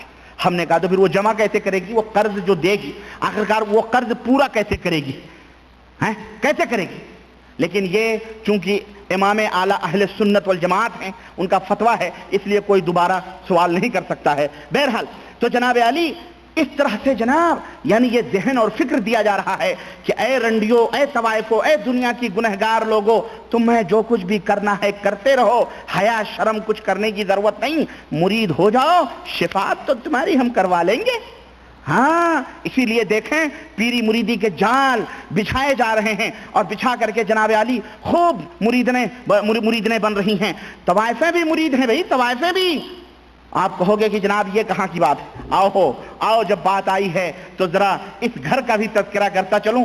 اگر ہم دیوبند سے سہارنپور نہ پہنچیں اور سہارنپور سے دیوبند نہ پہنچیں تو ہماری بات ختم نہ ہوگی۔ یہ بریلی کا گھرانہ تھا جہاں رنڈیاں بھی بخشائی جا رہی ہیں۔ ذرا اور آگے بڑھتے ہیں اور دیوبند پہنچتے ہیں۔ تذکرۃ الرشید یہ میرے ہاتھ میں ہے، اور حوالہ غلط ثابت کرنے پر جاؤ 4 آنے کا انعام، 54 انعام۔ سارے دیوبندی حضرات کو میرا چیلنج ہے، اور جتنے حنفی لوگ ہیں تمہارے انڈین، پاکستانی اور کیا کہتے ہیں بنگلہ دیشی، 54 انعام۔ کیوں؟ تمہارا ایمان 4 آنے بھر کا ہے، کیونکہ 3 تو تم نے شافعی، مالکی، حنبلی میں دیا ہوا ہے، 1/4 تمہارے پاس ہے، اس لیے 54 انعام دوں گا میں۔ اور جس دن پورا مومن ہو کے آؤ گے 1 روپیہ دے دیں گے، پھر تمہیں انعام دینے کی ضرورت ہمیں نہیں پڑے گی، تمہیں عرش والا انعام دے گا، اور وہ انعام ہوگا انشاءاللہ تبارک تعالی جنت الفردوس کا انعام ہوگا انشاءاللہ تعالی۔ تو ہم تمہیں کیا انعام دیں گے؟ آؤ ذرا، یہاں تو رنڈیاں معاف کرائی جا رہی ہیں، آؤ حیا اور شرم کا ایک ننگا ناچ دیوبند سہارنپور کے حویلی میں لے کے چلتے ہیں، وہاں کی خانقاہ کا تمہیں ہم مطالعہ کرواتے ہیں۔ شمس الدین صاحب آئیے، ہاں وہاں ہم تمہیں مطالعہ کرواتے ہیں، اور کس طرح سے جناب عالی جلد نمبر 2 اور صفحہ نمبر 442، جلد نمبر 2 اور صفحہ نمبر 242، صفحہ نمبر 242 میں یہ دیکھیں جناب عالی کیا ہو رہا ہے۔ 242 کہتے ہیں، 242 46 44 یہ ہے 42، صفحہ نمبر 242۔ آؤ یہ دیوبند کا پیر کیا کر رہا ہے، اور دیوبند کے پیر کے حالات دیکھیں ذرا، یہ کیا گل کھلا رہے ہیں۔ کہتے ہیں ایک بار ارشاد فرمایا حافظ ضامن علی جلال آبادی، فرمایا کہ ضامن علی جلال آبادی تو توحید میں غرق رہتے تھے، جو بزرگ توحید میں غرق رہتے تھے۔ یہ ارشاد کس کا ہے؟ یہ ارشاد ہے سوانح قدوۃ العلماء، سنو، سوانح قدوۃ العلماء، زبدۃ الفقہاء، فخر المحدثین، قطب العالم حضرت اقدس مولانا الحاج الحافظ رشید احمد قدس سرہ تذکر رشید، حضرت الحاج مولانا تالیف محمد عاشق علی صاحب میرٹھی نور اللہ مرقدہ، ان کے قبر کو اللہ نور سے منور فرمائے، لکھا ہوا ہے۔ ناشر مکتبہ شیخ زکریا، یہ جناب زکریا صاحب جنہوں نے فضائل اعمال تبلیغی نصاب لکھے ہیں، یہ ان کا مکتبے کا نام ہے، یہ ان کے مکتبے سے یہ کتاب چھپی ہوئی ہے زکریا صاحب کے، ہاں اس مفتی اسٹریٹ سہارنپور یو پی کی یہ کتاب ہے۔ تو اس کے اندر صفحہ نمبر جلد نمبر 2 صفحہ نمبر 242 پہ لکھتے ہیں کہ ایک بار ارشاد فرمایا رشید احمد صاحب گنگوہی نے کہ حافظ ضامن علی جلال آبادی کیونکہ سہارنپور میں ان کی رنڈیاں مرید تھیں۔ اب آپ تو نہیں نہ کہہ سکتے کہ رنڈیاں کیسے مرید ہوتی ہیں، جتنی رنڈیاں ہیں، دیکھیں بات بڑی کڑوی ہے لیکن موقع آیا ہے بول رہا ہوں، سب اہل سنت والجماعت ہیں، ٹی ٹی ایس، ہاں جتنی طوائفیں رنڈیاں ہیں سب اہل سنت ہیں، ہمارے ملکوں کی، چاہے وہ پاکستان کی، بنگلہ دیش کی، چاہے وہاں کی، سب جو مسلمان ہیں اپنے آپ کو کہتی ہیں نا، وہ سب ٹی ٹی ایس ہیں، اہل سنت ہیں۔ سنیں اسی، اور ان میں دیوبندی بھی ہیں، دیکھو کیوں کہتے ہیں حافظ جلال آبادی کی سہارنپور میں رنڈیاں مرید تھیں۔ ایک بار یہ سہارنپور میں کسی رنڈی کے مکان پر ٹھہرے ہوئے تھے۔ اب آپ سے میں پوچھوں کہ یہ پیر آتا تھا تو یہ رنڈیوں کے گھر پہ کیوں رہتا تھا؟ کیوں رہتا تھا کجڑیوں خسریوں کے گھر؟ اس کو کوئی مہذب پاک گھرانہ نہیں ملتا تھا؟ رنڈیوں کے گھر میں یہ دیوبندی پیر کیا کرتا تھا؟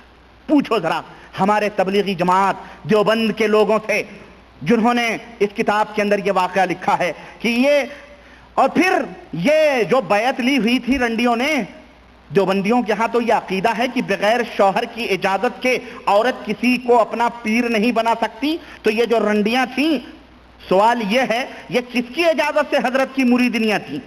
ایسا تو نہیں کہ سب کے شوہر شوہر نامدار اکلوتے شوہر تھے، ہو سکتا ہے، کیونکہ کتوں کے بھیڑ میں کتا ہی جا کے بیٹھتا ہے، انسانوں کے بھیڑ میں انسان آتا ہے، اور رنڈیوں کے بھیڑ میں بھڑوے اور دلال ہی جاتے ہیں، تو یہ پیر انہی لوگوں کا تھا۔ سنو، کہتے ہیں مریدنیاں مکان پہ ٹھہرے ہوئے تھے، سب مریدنیاں اپنے میاں صاحب کی زیارت کے لیے، اپنے میاں صاحب،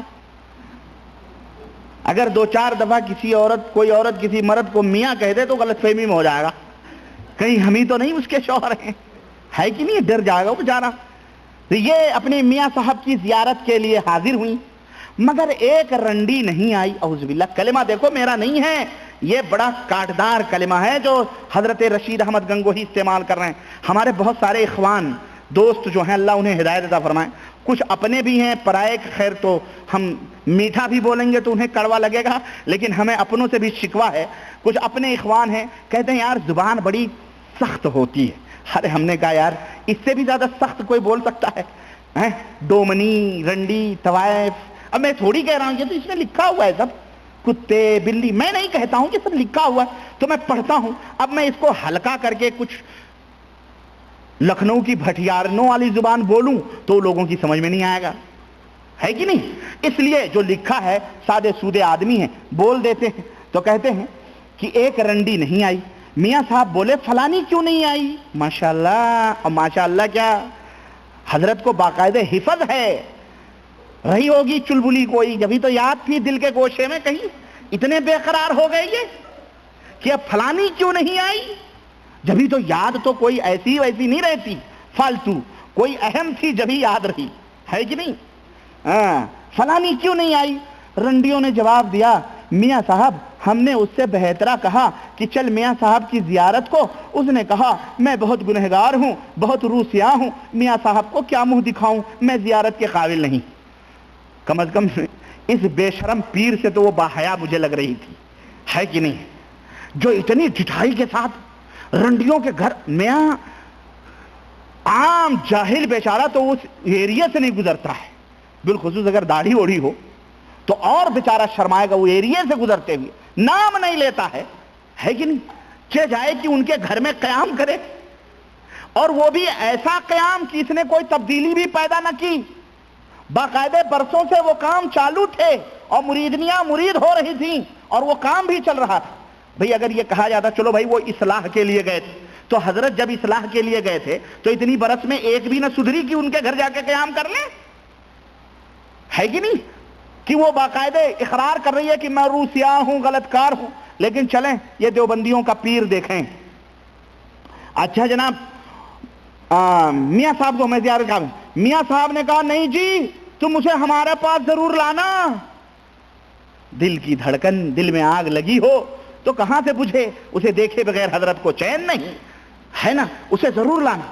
ہمارا پیر تھا نا، ہمارا پیر، رب ذوالجلال کی قسم ہے، بہرائچ، گونڈا، بستی، اور ہم تو اجمیر تک گئے اس کے ساتھ، اب بہت دور دور گئے۔ بہرحال ہمارے گلے میں تعویذ کی تھیلی لٹکی رہتی تھی، ایک طرف قرآن کا تھیلا، ایک طرف تعویذ کی تھیلی۔ اعوذ باللہ، جب وہ گاؤں سے نکلنا ہوتا تو ہر گھر میں جاتا، وہ ہر گھر میں جاتا۔ کیوں جاتا؟ مرد لوگ تو باہر نظر آنے دے دیتے، عورتوں کا کون وصول کرے؟ تو گھر میں جاتا، تو گھر میں مصلی بچھا رہتا، وہاں ایک گلاس میں پانی رہتا، وہ پانی پیتا اور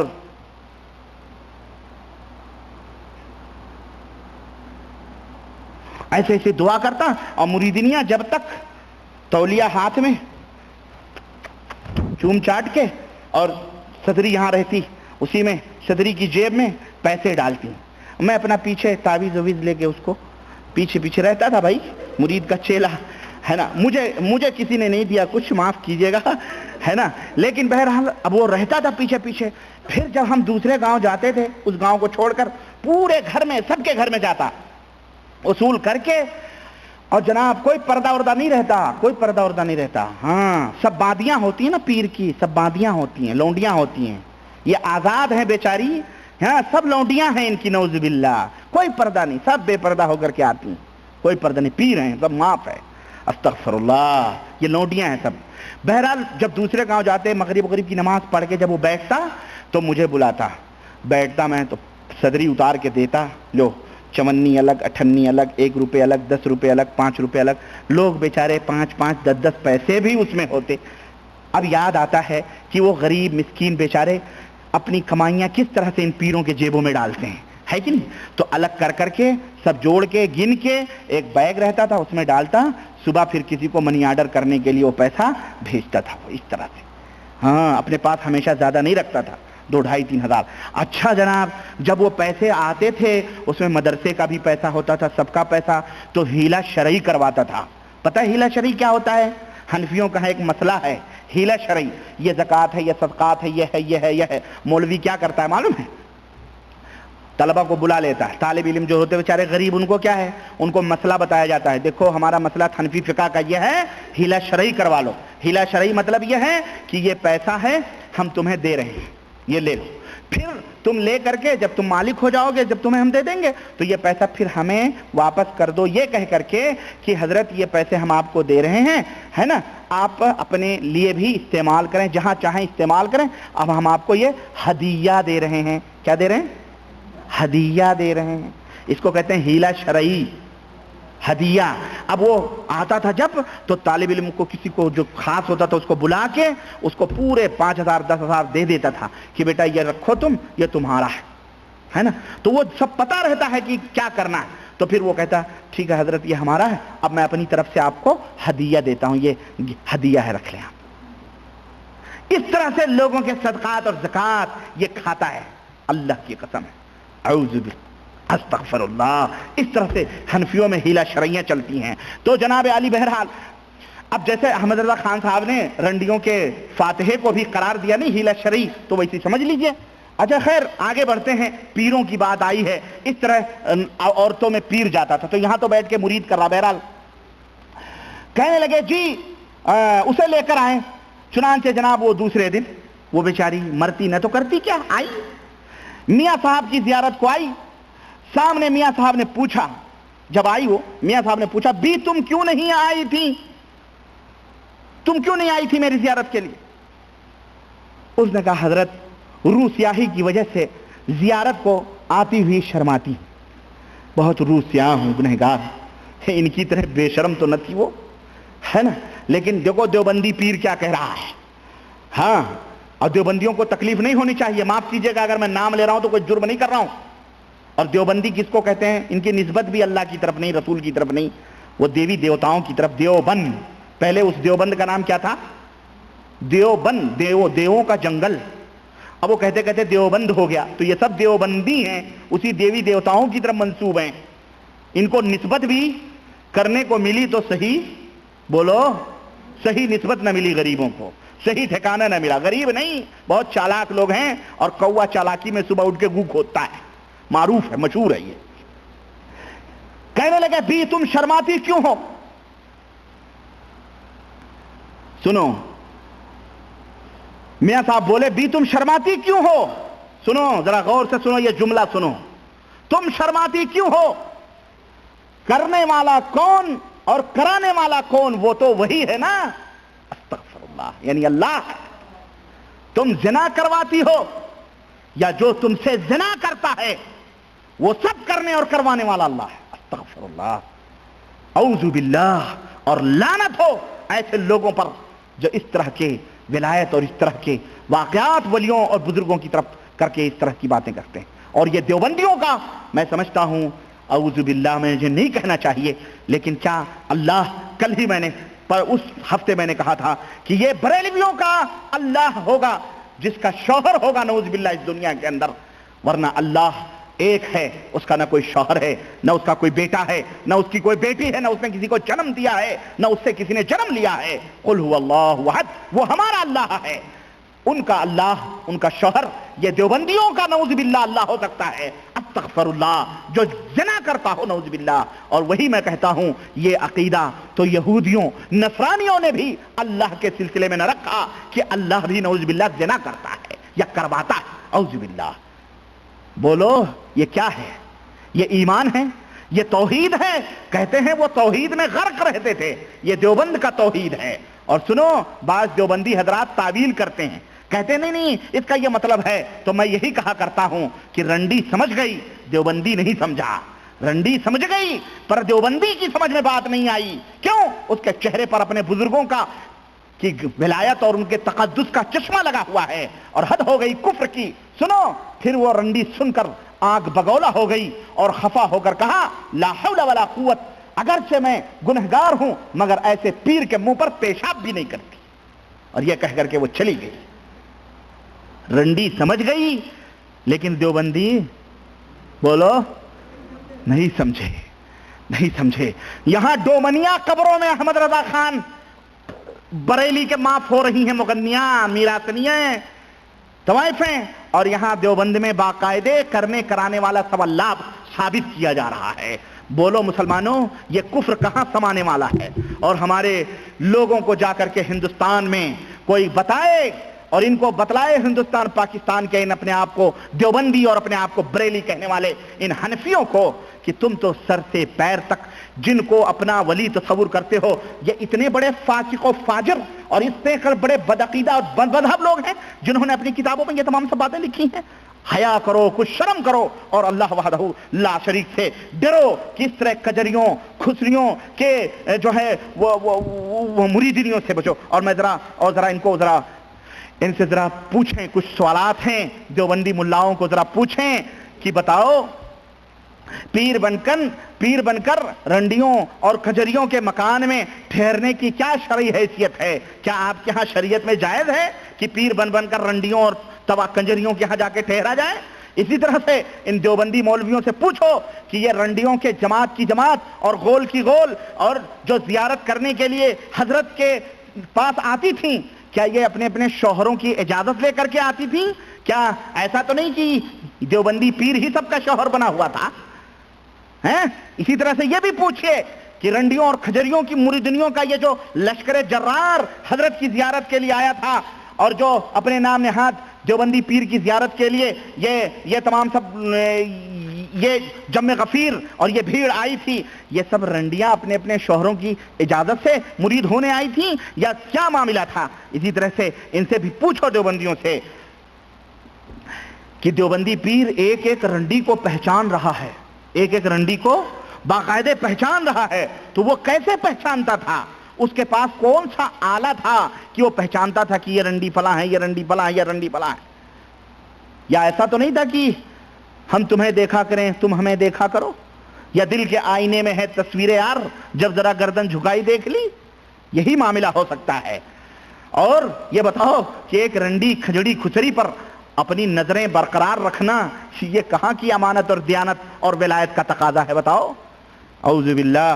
اور پھر ان رنڈیوں کو کجریوں کھچریوں کو مریدنیاں بنا بنا کر کے ان کے گھر قیام کرنا، ان کے کھانے کھانا ان کے ساتھ، یہ سب کیا ہے؟ یہ سب شریعت ہے؟ یہ سب اسلام ہے؟ ان دیوبندی مولویوں سے پوچھو، اور اس کتاب کے ماننے والے اور لکھنے والے جو اپنے آپ کو دیوبندی کہتے ہیں ان سے بھی پوچھو کہ بھائیو بڑے توحید اور تبلیغی جماعت والوں سے کہ کیوں تم لوگوں کو گمراہ کرتے ہو؟ اما اللہ رسول کی بات کرو، اللہ رسول کی طرف لوگوں کو دعوت دو۔ یہ جو ہم تمہیں کھول کھول کر بتا رہے ہیں یہ صرف اس لیے تاکہ اس جگہ پر قرآن کھولو اور نبی رحمت صلی اللہ علیہ وسلم کی احادیث کھولو، بس۔ اور یہ جو ہم بتا رہے ہیں یہ اسی لیے بتا رہے ہیں کیونکہ تم نے ان کتابوں کو امت کے درمیان یہ کہہ کہہ کر کے پھیلایا ہوا ہے کہ یہ کتابیں مسلمانان عالم کے لیے اعلیٰ ترین دستور العمل ہیں۔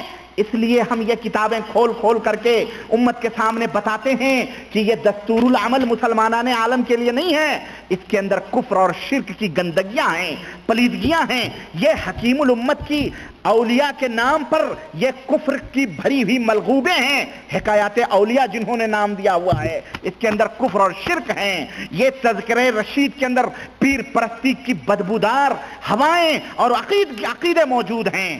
اس طرح سے امت کو گمراہ کیا گیا ہے۔ میرے عزیز بات بہت ہے اور ہمارے پاس وقت کم ہے، لیکن انشاءاللہ تبارک تعالی یہ بات ہماری چلتی رہے گی اور ہوتی رہے گی، اور میں اور بھی کتابیں میرے پاس موجود ہیں، میں دھیرے دھیرے ان کتابوں کو آپ کی خدمت میں لاتا رہوں گا تاکہ لوگوں حق اور باطل کی پہچان کرو۔